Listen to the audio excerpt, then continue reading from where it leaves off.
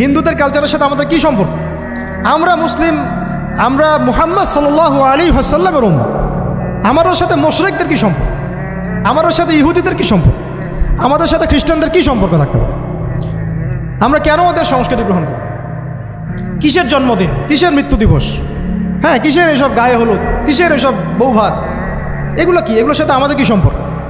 আমাদের সাথে সম্পর্ক হচ্ছে হিজাবের, সালাতের, তাসবির, সিজদার, জায়নামাজের, আতরের, খুশবু, মিসওয়াকের। আমাদের সাথে এগুলোর সম্পর্ক। আমাদের সাথে সম্পর্ক হিজাবের, আমাদের সাথে সম্পর্ক ইসলামিক ক্যালিগ্রাফির, আমাদের সাথে সম্পর্ক কোরআনের, হাদিসের, সিরাতের, লেখাপড়া, ইলমি পরিবেশের, তাসাউফের। এগুলো আমাদের কালচার। তো কালচার খুব ইম্পর্টেন্ট। কালচার থেকে দূরে সরে গেলে আমাদের আকীদা নষ্ট হয়ে যায়। আল্লাহ পাক আমাদেরকে আমাদের কালচার ধরে রাখার তৌফিক দান করেন। আমি আমার মেয়ের সাথে একটু আগে খেলছিলাম, তো তখন তাকে দেখে আমার কাছে মনে হলো যে আমি আমার মেয়ের জন্যে কোন কোন বিষয়গুলোতে বেশি নসিহত করার প্রয়োজন বোধ করব।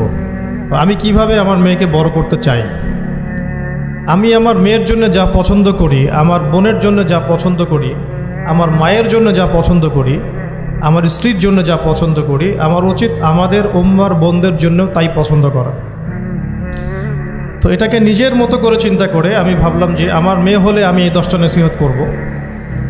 তো সেই 10টা পয়েন্ট আমি লিখে নিয়ে আসছি। তো কথা না বাড়িয়ে আমি শুধু মূল পয়েন্টগুলো দিকে আপনাদেরকে ফোকাস করতে চাই। প্রথম যে বিষয়টা আমি আপনাদের দৃষ্টি আকর্ষণ করতে চাই যে আল্লাহ রাব্বুল আলামিন আপনাদেরকে এই সমাজের বোঝা হিসেবে সৃষ্টি করেন নাই। আল্লাহ রাব্বুল আলামিন আপনাদেরকে এই সমাজের বোঝা হিসেবে সৃষ্টি করেননি, বরং আল্লাহ রাব্বুল আলামিন আপনাদেরকে এই উম্মতের একটা গর্বিত অংশীদার হিসেবে সৃষ্টি করেছেন। আদম আলাইহিস সালাম যখন জান্নাতে ছিলেন তখনও তার কাছে হৃদয়ের মধ্যে কিছুটা শূন্যতা অনুভব হয়েছে, যেটা আল্লাহ রাব্বুল আলামিন হাওয়া আলাইহিস সালামকে দিয়ে পূর্ণ করেছেন। এবং তার বুকের পাঁজরের হাড় থেকেই তার স্ত্রীকে আল্লাহ পাক সৃষ্টি করেছেন। এবং উভয়ের প্রতি আল্লাহ পাকের নির্দেশ কিন্তু সমান ছিল। এমন না যে আদম আলাইহিস সালামকে বলা হয়েছে এই গাছের কাছেও যেও না, হাওয়া আলাইহিস সালামকে বলা হয় নাই, ব্যাপারটা কিন্তু এমন নয়। বরং উভয়ের প্রতি সমান আদেশ ছিল। ওয়ালা তাকরাবা হাদিহিশ শাজারা। তাকরাবা শব্দটা দ্বিবচন। তোমরা দুজনের কেউই এই গাছের কাছে যাবে না। অর্থাৎ আল্লাহ পাকের যে আদেশগুলো আসমানি কিতাবের মাধ্যমে আমাদের কাছে এসেছে, এগুলো নারী এবং পুরুষের জন্য সমান। ক্ষেত্র বিশেষে কিছু কিছু সূরতে আমলের, চলাফেরার, উসুলের কিছু পার্থক্য আছে, কিন্তু আমভাবে প্রত্যেকটা নসিহত এবং আদেশ কিন্তু নারী পুরুষ সবার জন্য সমান। আমরা যদি চাই যে বাংলাদেশের মাটিতে দিন প্রতিষ্ঠা করতে, তাহলে শুধুমাত্র পুরুষদের ভূমিকা যথেষ্ট না, কোশ্চিনকালও যথেষ্ট না। কারণ প্রত্যেকটা পুরুষই কোনো না কোনো মায়ের সন্তান, কোনো স্ত্রীর স্বামী, কোনো বোনের ভাই, অথবা কোনো মেয়ের বাবা। তাহলে যদি শুধু পুরুষবাচক শব্দে আমরা সমাজ সংস্কার করতে যাই, আমরা ব্যর্থ হব। দুঃখের সাথে বলতে হচ্ছে এটা, কিছু কিছু ক্ষেত্রে আমাদের আত্মসমালোচনার দরকার আছে। আমরা পুরুষদের মধ্যে যে পরিমাণ মেহনত করছি এবং করার পরিকল্পনা করছি, তার 50% আমরা মেয়েদেরকে নিয়ে ফিকির করছি না। যে কোনো দিনী বোন যদি হেদায়েতপ্রাপ্ত হন আল্লাহর পক্ষ থেকে, তারপরে সে যে পড়াশোনা করবে, এই পড়াশোনা করার মতো উপযুক্ত প্রতিষ্ঠানও আমরা তাদেরকে দিতে পারি না। নিরাপত্তা, পর্দা এবং সহজলভ্যতা, যে সহজেই সে জ্ঞান শিখবে নিরাপত্তার সাথে, পর্দার সাথে, বাসার কাছাকাছি, মাহরামদেরকে সাথে নিয়ে, এমন পরিবেশ কিন্তু হাজারে একটা মেয়েও পাচ্ছে বলে আমার মনে হয়।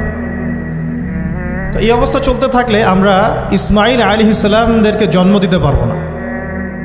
যদি প্রত্যেকটা পরিবারের কর্তা ইব্রাহিম না হন এবং মায়েরা হাজরা আলাইহিস সালাম এবং সারা আলাইহিস সালামের মতো না হন, তাহলে তো ইসমাইলি প্রজন্ম আমরা জন্ম দিতে পারবো না।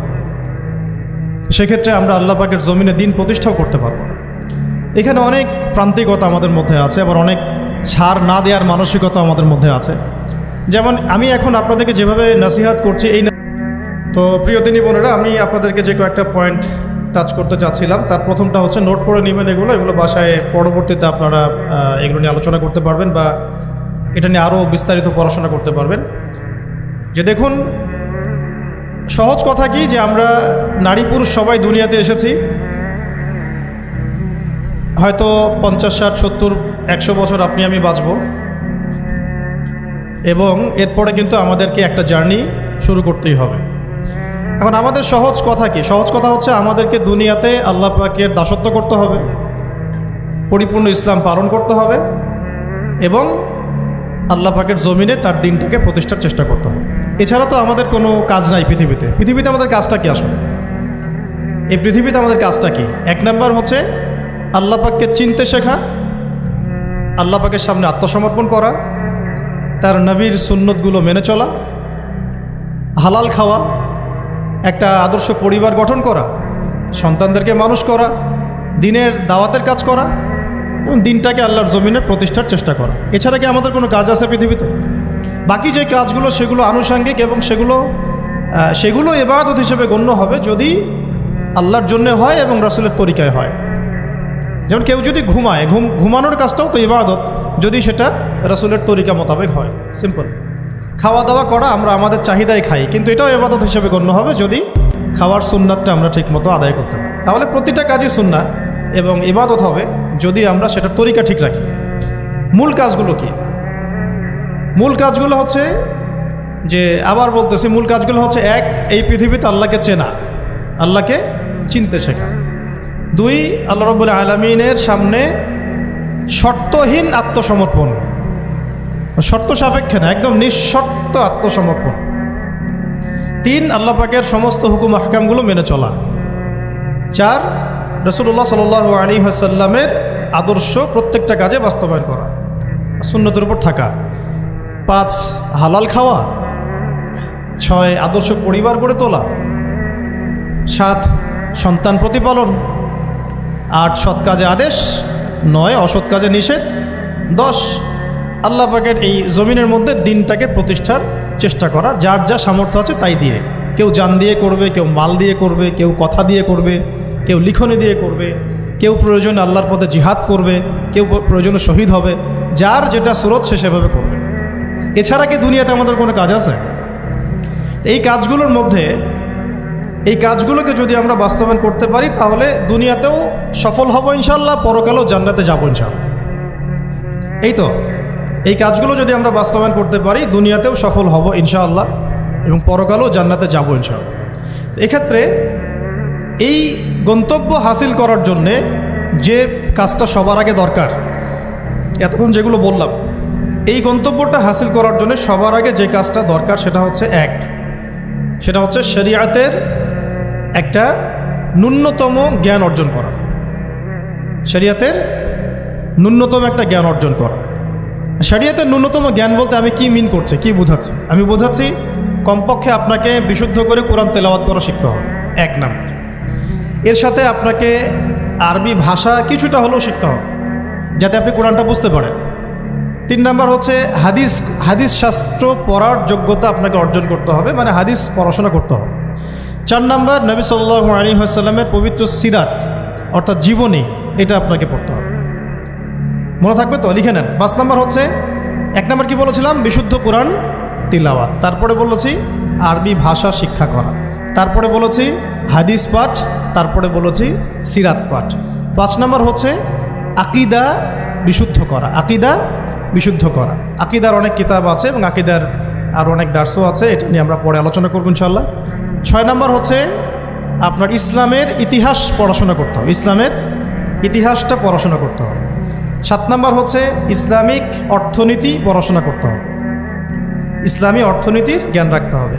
8 নাম্বার ইসলামিক পারিবারিক জীবন ব্যবস্থার জ্ঞান অর্জন করতে হবে, ইসলামিক পারিবারিক জীবন ব্যবস্থার জ্ঞান অর্জন করতে হবে। 9 নাম্বার সন্তান প্রতিপালন কিভাবে করতে হয়, ইসলামিক প্যারেন্টিংয়ের জ্ঞান অর্জন করতে হবে। 10 নাম্বার হচ্ছে যে ফিকহের জ্ঞান অর্জন করা। ফিক মানে হচ্ছে তুলনামূলক যে মাসলা মাসাইলগুলো না জানলে আমরা আমল করতে পারবো না, এই মাসলা মাসাইলগুলো জেনে নেওয়া, যেটাকে আমরা বলি যে ফরজে আইনের জ্ঞান, ফরজে আইনের জ্ঞান। তাহলে এখানেও 10টা পয়েন্ট বের হয়ে আসলো, তাই না? তাহলে আমার সাথে একটু রিপিট করেন। প্রথমে বলেছি ইলম অর্জনের ক্ষেত্রে আপনাকে কোরআনের আগে কোরআন দিয়ে শুরু করতে হবে। মানে কোরআন যিনি তেলাওয়াত করতে পারেন না তিনি হতভাগা। মুসলিম পরিবারে জন্মগ্রহণ করেও যিনি কোরআন তেলাওয়াত করতে পারেন না, আমি মনে করি না এই পৃথিবীতে তার চেয়ে হতভাগা কেউ আছে, আমি মনে করি না। মানে কোরআনের সাথেই সম্পর্ক নাই, মানে আল্লাহর কিতাবই সে তেলাওয়াত করতে পারে না, তো সে এই পৃথিবীর সম্পদ নয় বরং বোঝা। আল্লাহ পাক আমাদের সবাইকে আল্লাহর কিতাব শেখার তৌফিক দান করেন। এক নাম্বার এখান থেকে শুরু হবে পড়াশোনা। আগেই একটা আদনান ভাইয়ের বই নিয়ে নিলাম, আগে একটা অমুক স্কলারের বই নিয়ে নিলাম, আগে একটা তমুক স্কলারের বই নিয়ে নিলাম, এভাবে পড়াশোনা শুরু করতে হয় না। পড়াশোনা শুরুটাই হবে আপনার কোরআন থেকে। সব বন্ধ, আগে কোরআন তেলাওয়াত থেকে শুরু করতে, তারপরে আপনি আরবি ভাষায় আসবেন, হাদিস পড়বেন, সিরাত পড়বেন, ইতিহাস পড়বেন, অর্থনীতি পড়বেন, আস্তে আস্তে পড়বেন। এভাবে ফিকহের জ্ঞান, আকিদার জ্ঞান, সন্তান প্রতিপালন, ইসলামিক এই জীবন ব্যবস্থা বা পারিবারিক জীবন ব্যবস্থার জ্ঞানগুলো অর্জন করা। তো ইনশাআল্লাহ আমরা এই জ্ঞানগুলো অর্জনের চেষ্টা করবো তো ইনশাআল্লাহ।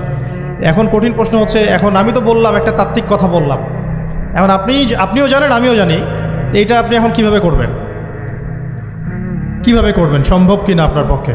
কারণ এখানে অনেকেই, বেশিরভাগই হয়তো বা জেনারেল ব্যাকগ্রাউন্ডের মানুষ, যারা অনার্সে পড়েছেন, মাস্টার্স পড়েছেন বা এখন ফ্যামিলি লাইফে আছেন, কেউ কখনোই মাদ্রাসার দুয়ারেও যেতে পারেন না।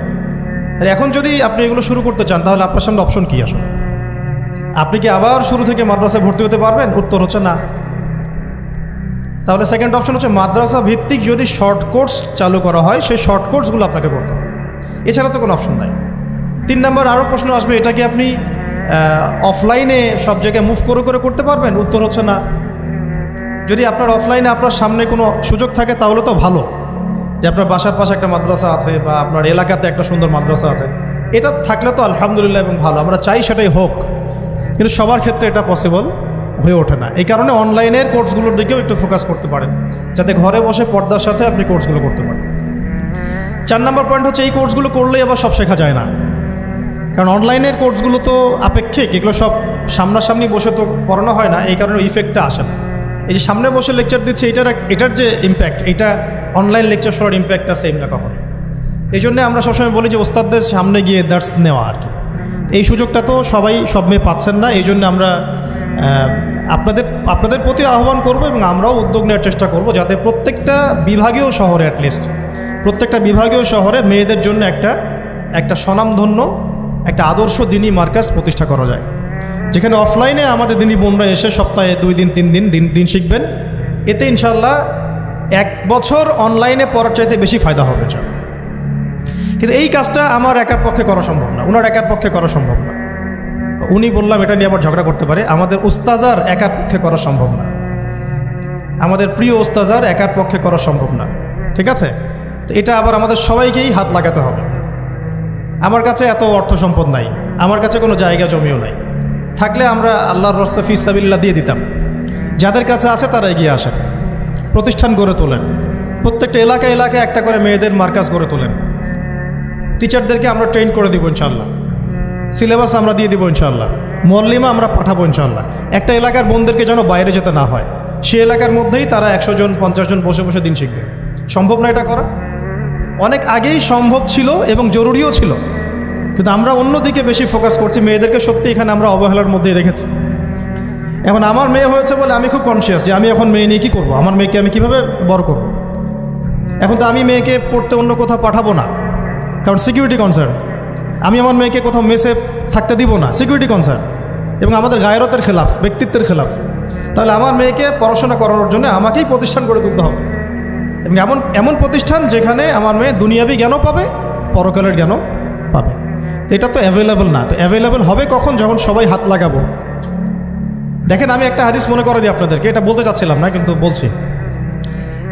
নবী সাল্লাল্লাহু আলাইহি ওয়াসাল্লাম একদিন ঈদের খুতবা দিচ্ছিলেন, এবং ওই খুতবাতে তিনি বলেছিলেন যে, হে মুসলিম নারীগণ, আমি জাহান্নামে দেখে এসেছি যে তোমাদের সংখ্যা বেশি। মুসলিম নারীগণের সংখ্যা বেশি, এটাও হাদিসের সঠিক ফাহাম না। মানে পুরো এই উম্মতের মধ্যে নারীদের একটা বড় অংশ জাহান্নামে যাবে, এই উম্মতের মধ্যে। তো তোমরা বেশি বেশি সদাকা করো, তোমরা বেশি বেশি সদকা করো, একটা খেজুরের টুকরা দান করে হলেও জাহান্নাম থেকে বাঁচো। তো এটা বলার পরে বেলাল রাদিয়াল্লাহু আনহু একদিক থেকে আরেক দিক হাঁটছিলেন, সাথে একটা কাপড় ছিল। নারীরা তাদের কেউ গলার হার, কানের দুল, হাতের মানে চুড়ি, এগুলো সোনার সব খুলে খুলে দান